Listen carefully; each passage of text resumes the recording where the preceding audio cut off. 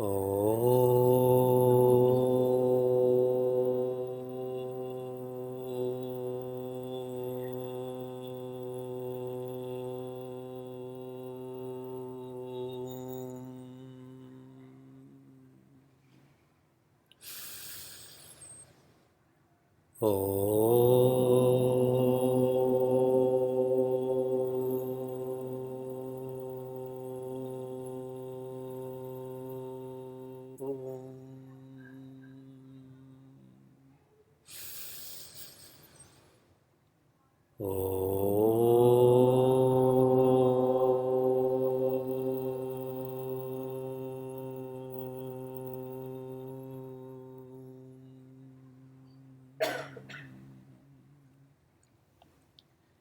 Narayana. Hari Om and greetings from Niagara Falls. Let us chant our prayer together for all those who have Guruji's text. This is on page 4. This is chapter 1, shloka 1 of the Bhagavata Mahatmya. We will always chant this together. Satchidananda Rupaya Vishwotpatyadi Hetave Tapatraya Vinashaya Shri Krishnaya Vayam Numaha. When one has the Chintamani, the philosopher's stone, they own bhumi. Theirs is a focus on possession. When one has the kalpataru, which is the wish-fulfilling tree, then they own swarga. Their focus is on position. Chintamani, possession. Kalpataru, position. If one has a guru, when one has a relationship with the Guru Shishya Parampara, then one owns Vaikuntha. Their focus is on peace. The word Vaikuntha is Vikuntita. Vikuntita, which means where the intellect becomes dull, where Maya becomes avarna. In other words, doership and ego, all of that is erased. And that's only possible through the Guru Shishya Parampara, which is why in Ramayana, one of the differences between a Santa and asanta, a Santa will undergo suffering so that others will not. A asanta will undergo suffering so that others will. A noble person will undergo suffering so others don't have to. A ignoble person will undergo suffering so that others do too. As we study Srimad Bhagavata, try to tune in, try to feel that this book, these teachings are Bhagavan Krishna. He is that Santa, he is that Guru Shishya Parampara that is leading us to Vaikuntha, for the intellect to become dull, for the Maya to become erased. We continue with Bhagavata Mahatmya and Swami Tapasyananda, who has not commented on the Bhagavata Mahatmya, but a long prologue. Prologue means at the beginning, correct? Like an introduction. He shares that throughout Bhagavatam, there is a description of Bhagavottama. Bhagavata Uttama. there's a description of the greatest devotees. And you will find that these greatest devotees, many were not born like that. They evolved to become the greatest, like Valmikiji. A fine example, right? And Swami Tapasyananda also says, these greatest devotees, they are with difference without distinction. Please remember that phrase. With difference. They know that there is a difference between them and Bhagwan, between the Bhakta and Bhagwan, God, but without distinction. Inside, they know they are one. So outwardly, there is a difference. Inwardly, there is no difference. These Bhagavottamas are our role models. This is how we should live with others, no? Outwardly, yes, there's differences in sex, in relationship. But inwardly, there should be no distinction. Bhagavan. What does the word van mean? Or man. Someone who has. Shriman. The one who has Shri. Bhagavan. The one who has bhaga or virtues. The more virtuous we become, the more we will live by differences without distinction. A term that we often hear in religions, maybe in Sanatana Dharma, is tolerance. Correct? We should tolerate each other, have a mutual tolerance. Does that sound very positive? I always joke. So Valentine's Day is coming up, but we're trying to change that into Bhakti Anudinam, which means daily devotion. So on Valentine's Day, I'm going to hold Sheila's hand and say, for 9 years, I've tolerated you. You may not see me the week after that, correct?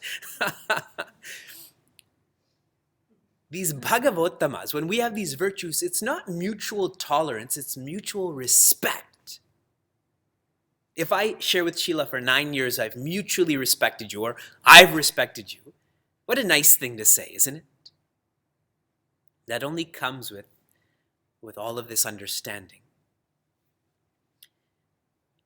When Bhagavan Krishna is asked by Uddhava, where will you live? Your form, your name is leaving. Where will you live? He says, I will live in Bhagavatam. He says, I will live in those bhaktas' hearts. Because I have no choice. They're tying me up with their love. It is the ropes of love by which I'm tied up. Isn't that so cool? Bhagavan unties our ropes and gets tied up by our ropes. Awesome. Okay. We continue. Puja Swami Tejomayananda has described Srimad Bhagavatam as a life management course. Life management course. So many of us have taken management courses, right? People have MBAs, they're studied their organizational psychology. Do you have a life management course degree, though? Have you gone through a life management course? Fine, we're in this course, but there has to be some qualification, correct? And the qualification is openness. Openness to relate to the teachings, openness to change. And the more scriptural word for openness is faith. So there's a saying, Shrotrasya bhushanam.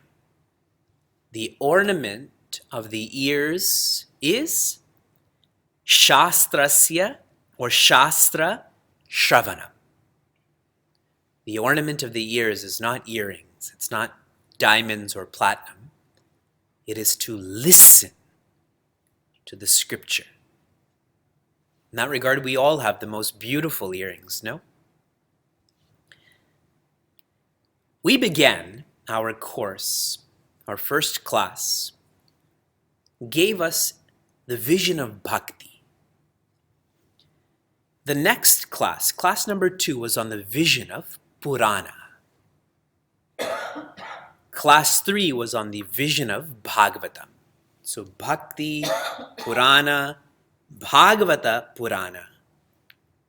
Class 4 was on the Mahatmya, which is the blessing of what we're going to experience. And today, we will complete the Bhagavata Mahatmya. This readiness for Bhagavatam cannot happen in one class. It has to be more, which is what we're doing.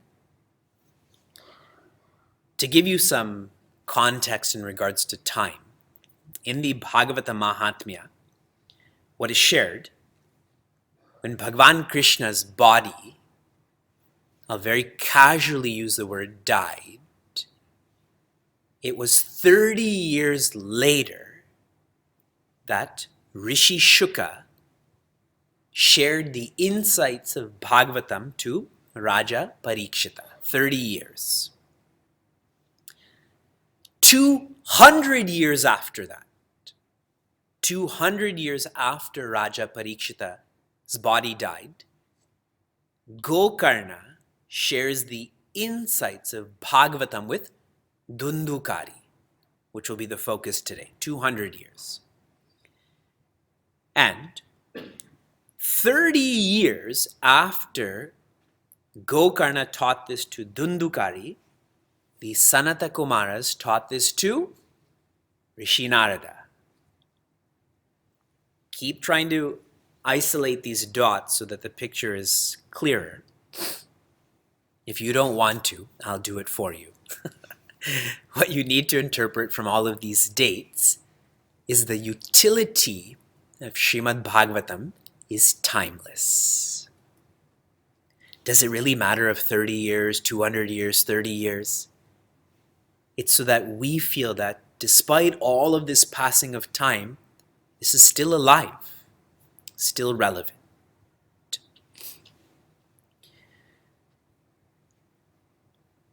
When Shaunaka Rishi tells Sutaji that I think you're exaggerating, all of this praise for Bhagavatam, it's because you're unemployed. You don't have any other responsibilities, so you keep on glorifying the subject you know. And Shaunaka Rishi says, Sutaji says, no, there is proof of people who have been totally transformed by Bhagavatam. And this is that narration. Once upon a time, there was a Deva. His name was Atma Deva. He was the husband. And his wife is Dunduli. I like saying it like that. Dunduli. So Atma Deva was a most sattvic person and really wanted to have a child, but didn't have a child. Dunduli was a most tamasic person. She was an expert in gossiping. So one day, and I'm not going to get into such detail, Atma Deva is blessed by a seer, by someone great, with a fruit, I think it's a mango, that if his wife eats this fruit and follows a lot of disciplines, like waking up early, that they will be blessed with the greatest child. So Atma Deva is so happy, he goes and shares this insight with Dunduli, gives her the fruit, but she's more interested in tamas and gossiping. She doesn't want to have a child. So what she does is she colludes with her sister who is pregnant. And they make an agreement that her sister will give her baby. That way Atma Deva is happy. And she will pay her sister for that baby, essentially. So now what did they do with the fruit? What did they do with the fruit? Give it to the cow. Because they wanted to know, let's see if this fruit actually works. It's like a game of poker, right? If you fold, you can't show your hands then, but they want to know if this fruit works. So they give it to the cow. So then what happens? This sister who gives birth to a child who's now given to Dunduli, when they're trying to think of a name for this child, the father has such a noble name in mind. And she says, no, if I'm Dunduli, he should be Dundukari. The one who makes a lot of noise like me. Like me. And that cow also gave birth to a child. And that child's name is Gokarna. Because that child was born like a human but had ears like a cow. Gokarna. We fast forward some time. That Dundukari was even more tamasic than his mother. He was such a vicious person that his father ran away from home. Usually it's the other way around, correct? But the father ran away. Atmadeva said, I'm out. And sadly, even Dunduli, she committed suicide. She just could not handle that viciousness. So now Dundukari is free. He brings 5 prostitutes to come and live in his home. So there's perpetual pleasure. But these prostitutes were demanding. So every day they would say, we want new food and new clothes. And he couldn't keep up with that. So he used to go and steal. And he would steal and give to these prostitutes. And these prostitutes thought, one day he's going to be caught. And when he's caught, we're going to get caught too. So we will be proactive and we'll kill him. So these very prostitutes killed Dundukari now. So Atmadeva, he's in the jungle. Dunduli, she's in the well. That's how she committed suicide. Not important, okay? Don't ask questions about all of this. Dundukari, he's been killed by these prostitutes. Gokarna, he's on a yatra. He misses his father and he's wandering. He comes back to the village where his family is supposed to be, and he finds out that Dundukari is also dead. And so he's feeling very sad. And all of a sudden he sees this image. And this image keeps changing forms from a cow to a buffalo to a demon. And eventually Gokarna is able to tune into this image, and it's Dundukari. Because Dundukari was murdered, he didn't have his own form. And Gokarna was so pure that he could tune into all forms. So Dundukari is sharing how sad he is. That his father, his mother, they're gone and he's stuck not as a ghost, not as a human. He's just stuck. And he tells Gokarna that you have to help me. So Gokarna, he starts going on more yatras, and specifically to areas where Shraddha is offered. Yes? And he comes back, and Dundukari is still stuck. And he's perplexed by this because he's doing so many of these rituals, but still there's no freedom. So he doesn't know what to do, and he looks up to the sun and is asking for help. And at that time, it is Surya Bhagavan that says, you should narrate a Bhagavat Katha, the Bhagavat Saptaha. So at this time, Gokarna, he gets ready for all of this. And there's lots of villagers that come. And Dundukari is there too. But he has no form, so he's feeling uncomfortable. So nearby that area, there was a bamboo stick with 7 knots, 7 creases. And Gokarna began. And as he's going on with this Bhagavata Saptaha, at the end of each day, one of those knots would burst. And everyone would hear it and see it, and they were amazed by it.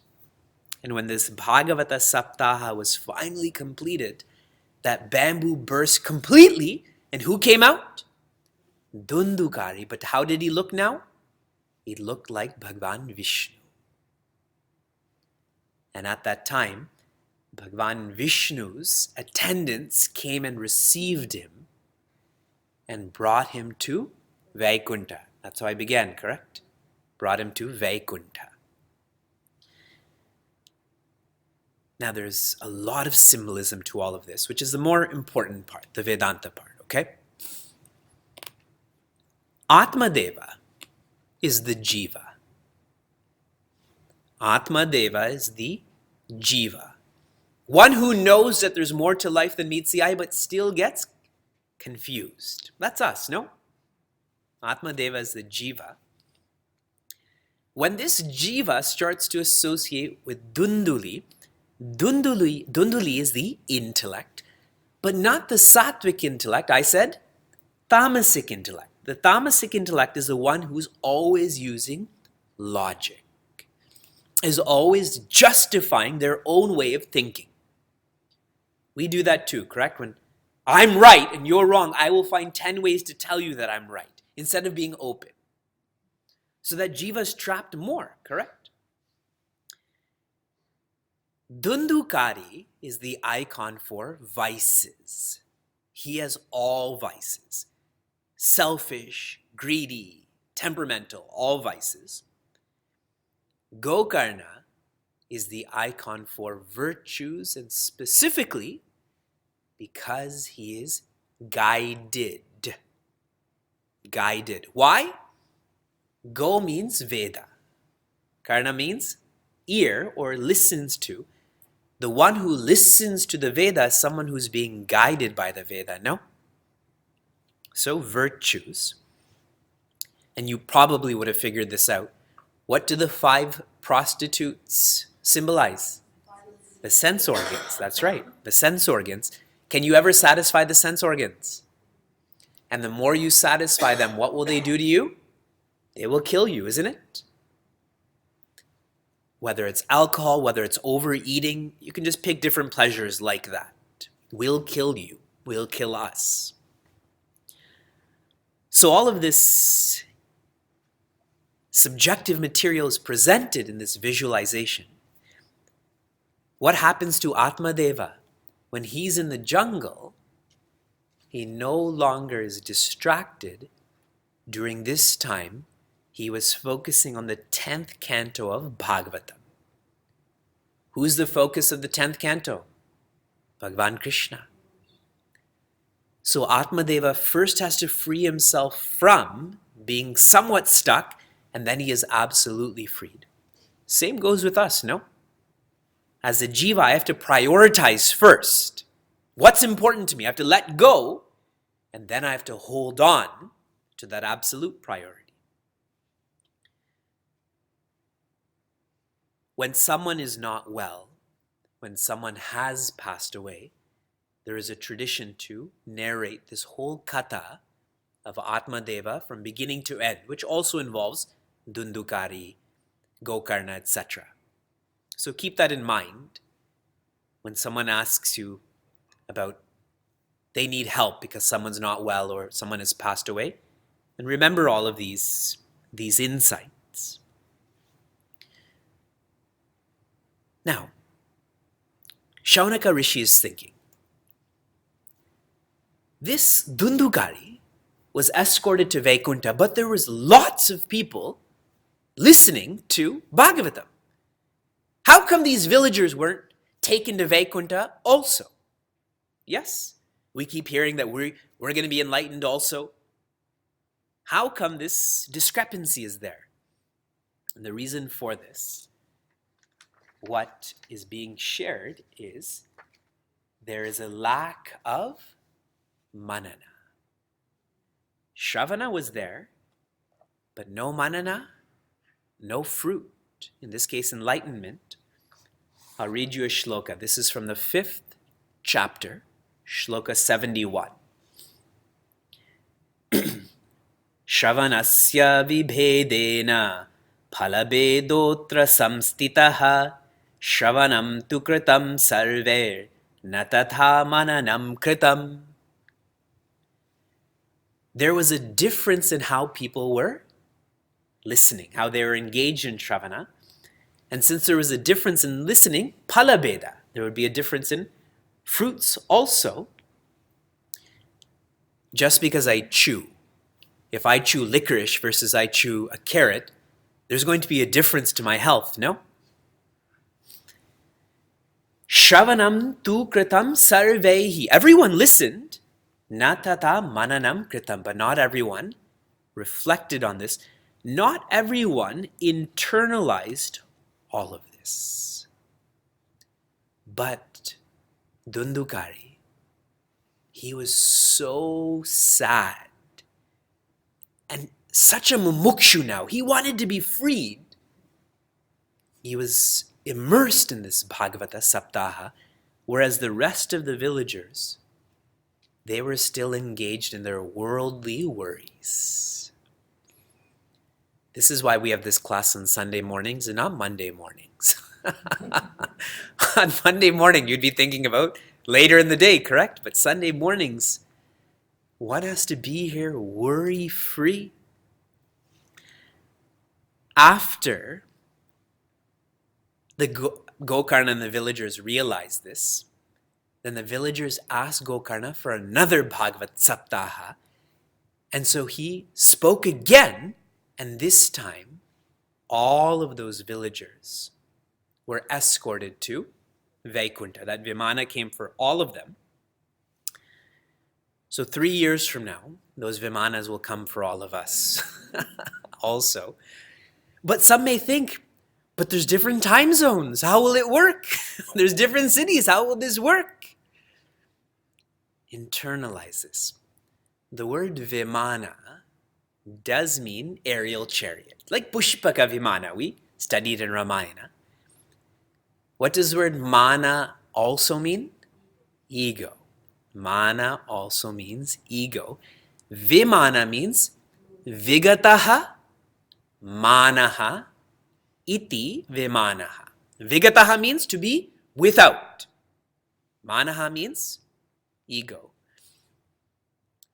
If I engage in the Shravana and Manana on Bhagavatam, that naturally means I'm going to engage in the Nididhyasana, and that will lead to freedom. Another more literal meaning of Vimana. Vimana means that which flies. When one is enlightened, when one is Brahman, doesn't this body become a Vimana for Brahman? When you speak to people, when you interact with people, that is the Vimana then, correct? You are Brahman, you are the user of the body. You are not the body. When these villagers were all being escorted to Vaikunta, the completion of the second Bhagavata Saptaha, you know who else came to this Bhagavata Saptaha? Rishi Shukadeva came. He came because he felt so in tune with the teachings of Bhagavan Krishna. And you know who came after him? Bhagavan Krishna came. And there's lots of other descriptions, too much for this class, where Prince Arjuna comes, Prahlada comes, and they're all playing musical instruments. Prahlada's playing the manjiras, Arjuna is singing. It's amazing to read all of this. And what is Bhagavan Krishna doing? Just dancing. He's just dancing while all of these bhaktas are playing. And finally comes bhakti, vidya, and vairagya. And they come so cheerfully, so energetically, they're all singing and dancing also. Do you remember how we met them in Vrindavan? She was crying, they were dying. That's at the beginning of this Mahatmya, and at the end, now they're all singing and dancing. Bhakti, Vidya, and Vairagya have now been established through this Bhagavata Saptaha. This is precedent. And now the last thought from the Bhagavata Mahatmya. We have a tradition that whenever a Bhagavat Saptaha or Bhagavatam is being shared, that there should be a procession. We've all been part of those processions. There should be a puja, as in there should be worship. And this too, many people would feel is an exaggeration. Why do you carry a book on your head? Right? Why do you offer flowers to these pages? In this Bhagavata Mahatmya, what is shared is the procession, the book, is Bhagavan Krishna. I again reiterate to not treat these as pages. Even on my book, I have a really sattvic holder. It's in the form of a paduka. I'm not putting my dirty phone on Bhagavatam. That can go on a less important book because this is Bhagavan. And the speaker, as in the teachings, that's Rishi Shuka. This openness, this faith is to see and feel that this is Bhagavan Krishna, and Bhagavan Krishna is coming to us through Rishi Shuka.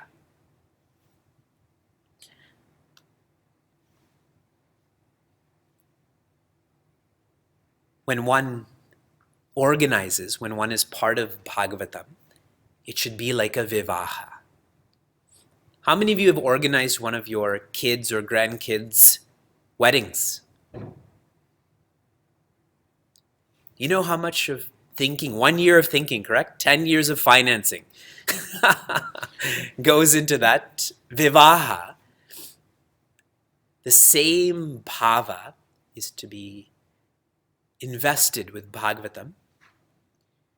During a Bhagavata Saptaha, 6 hours of Bhagavatam is taught on a daily basis. For us, it's half an hour a week. But 6 hours. And so during this time, there is an encouragement to fast. To fast from eating and drinking, because eating and drinking sometimes makes us tamasic. And more literally, then you have to go to the bathroom. Before I fly, I don't eat anything. I don't drink anything. I just go to my window seat and go into my corner for 3 hours, 6 hours, 15 hours going to Bharat. That's my Bhagavata Saptaha. So for all of you too, I don't eat on Sunday mornings. And I'm just sharing because it keeps me more vigilant. This is what is being shared about how one should study. For you to think about. Each body is different. Each mind is different. This completes the Bhagavata Mahatmya. And next week, we will begin Skanda 1.